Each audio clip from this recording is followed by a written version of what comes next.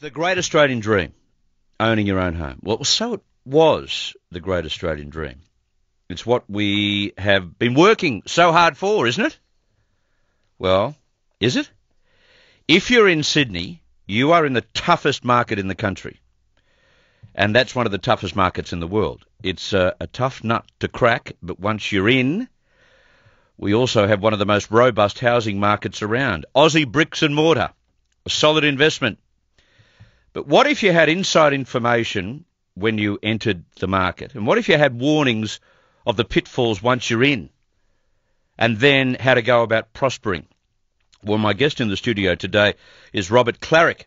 He is a multi-award-winning real estate agent. He's written a terrific book giving you insider information on the Aussie property market. Let me tell you, this bloke comes from very humble beginnings, immigrant parents, no money, worked hard. And some of his first memories as a child were watching his parents lose the family home. Dad in tears, banks locked the doors, and this information has provided him with some fairly strong foundations. So what he's about to say makes a great deal of sense. Listen in, we might learn something, and we might save ourselves a whole lot of heartache. Robert Klaric, thank you very much for coming in, mate. Thank you very much, Chris. Tell me about your dad in tears, the banks locking the doors, the parents losing the family home. Yeah, I didn't think I'd have to step back to that spot, but that's probably one of the hardest spots in my life when you see your mother, who's a wonderful Italian mum who cannot love an Italian mother, lose our home after what they've worked so hard for. Came to Australia in the late 50s, like every other migrant. Dad was a mad Croat. You've got a balance there between the Italians and the Croats. So is there a balance? Yeah. I think they're both passionate people, aren't they? As a couple of mates have said to me, Rob, you never knew whether to love yourself or kill yourself when you woke up in the morning. So let me tell you, it's one of those times that after 30 years being in Australia at that point, they to lose everything. That's pretty tough. And I thought to myself at that point, I never want to be in that position for my family. I want to make sure that we've got something that we own, and that's our home. And that was really the driving force in real estate, to think that's security. And as for most of the foreigners that came out, their security, they left with nothing. Yeah. Came with a suitcase like mum and dad, with a suitcase full of dreams. There's nothing else in it. Yeah. And their dream was to own something and to have their own home and to provide for their family. So it's that one common thread that I think all Australians have. It's that castle moment. When we watch the movie, in terms of it, it's one of those things that it's their home. Look! While you mention the castle moment, that's the perfect segue, Rob. Hey, have a listen. My name is Dale Kerrigan, and this is my story. Our family lives at 3 Highview Crescent, Coolaroo. Dad bought this place 15 years ago for a steal. As a real estate agent said, location, location, location, and we're right next door to the airport. It will be very convenient if we ever have to fly one day. Dad still can't work out how he got it so cheap. It's worth almost as much today as when we bought it. Classic. Let's go through some of the lessons you have learned and the lessons that you've passed on to people. The naive investor will be emotionally invested.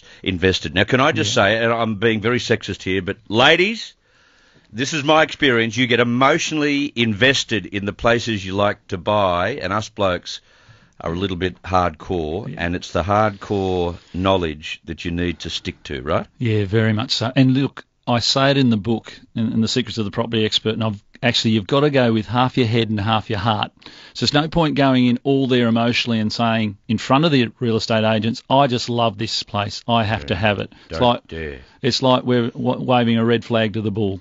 So you've really got to just make sure you're very, very well balanced in your approach. And I'm not saying that you shouldn't have any emotion, because real estate is emotion, and most of the homes people buy it for that emotion, but certainly go in there with a balanced look at it. Half your head, half your heart, be the balance, but don't go all in one way. Is it true what you've written, that it doesn't have to be a stressful experience, it can be an enjoyable one?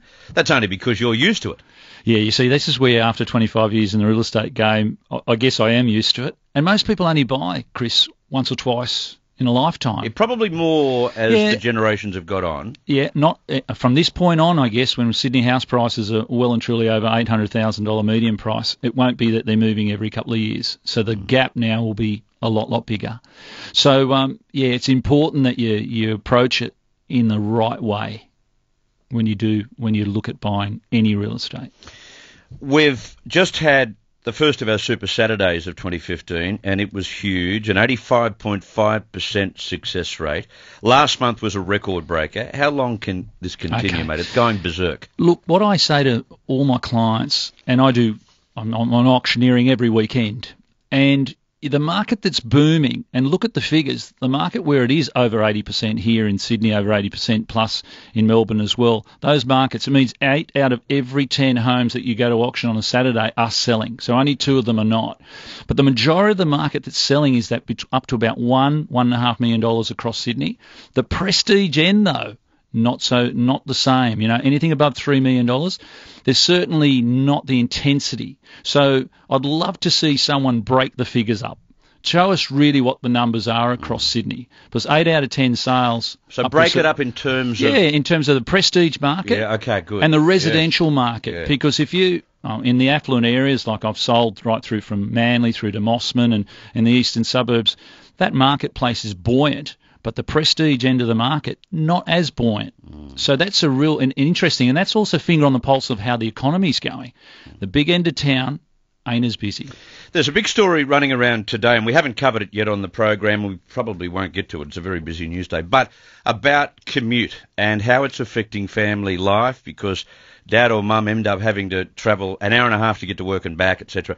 And so therefore there's this great pressure on getting closer to where your work is. And if you look just south of Sydney, say Rosebery, Zetland, those areas, if you look in the sky, there are 100 cranes. They are building apartments like there's no tomorrow. I was in Melbourne on the weekend, South Melbourne. Yes. Same distance from their CBD. 100 cranes in the sky. All those warehouses are turning into skyscraping apartments. This is where the pressure is. This is where the big building boom is going on. But what does it mean if you're showing some interest in buying there? Have you got to be careful? Well, are you getting carried away? Is it overvalued, or are you getting onto something good? Well, again, picking the right location, and everybody at this stage would prefer to be closer into the city because of the infrastructure and the lifestyle. Let's face it, places like Surrey Hills, Waterloo have become very fashionable. So everybody wants to live there, and these high-rises that are being built there. My only big fear with that is the construction of today. They're banging them up so quickly, Chris, that the construction and the quality really... I think if you ever had to have a new business set up, remedial works. Because then I think of another maintenance work. Because I think in the next 5 to 6 years, we'll see a lot of these properties that need work. Strata maintenance. So just be very careful about buying a new building. If it was me, I'd certainly look at the buildings that were built in the 60s and the 70s with the red textured brick, the blonde brick places. They may not look as fashionable, but boy, they were built well and they still stand up today. So we shouldn't buy off the plan? Is that what you're saying? Well, you know what? No. Buying off the plan, a lot of people get caught into buying off the plan, and it's beautiful, the glossy brochures and the rest of it, and absolutely in tears when they actually move in that day and realise the ceiling level was a lot lower than what they thought. The rooms are a lot smaller than what they thought. It all looks great on the brochures, but I love to touch, feel, look at what you're buying. Okay, I want to talk about the brochures in just a second. I've probably got another 5 minutes with Rob. If you've got a question to ask him, 131873. If you're looking to buy somewhere, you want to ask him about that. If you want to ask about the selling process too, because you're tempted to try your luck at the moment, as many people are tempted to do, given the prices, 131873. Just for 5 more minutes. Brochures. What does a blank canvas mean? Really? Blank canvas. I see this all the time. Don't you love the jargon? Blank canvas. It tells you that the place is pretty much a hovel. That's right. So you got to start from scratch. Yeah. Country living. Country. I can smell it. Yeah. That means you're so far out of the city, mate, that I don't even know if there's a bus there. Unique. Oh, yeah, well, unique. That means that the property that nobody else is going to love, but maybe you will, because they'll find the one person out of a million that loves it. Just available. Just available. Yeah, gee, that's a good one for the agents to just sprinkle a little bit more petrol on the fire. Like as if you've just got onto it and no one else has. Yeah. But usually it's a deceased estate or something similar, eh? It's just come on the market normally. Yeah. Annie, you've got a question for Rob. Go right ahead.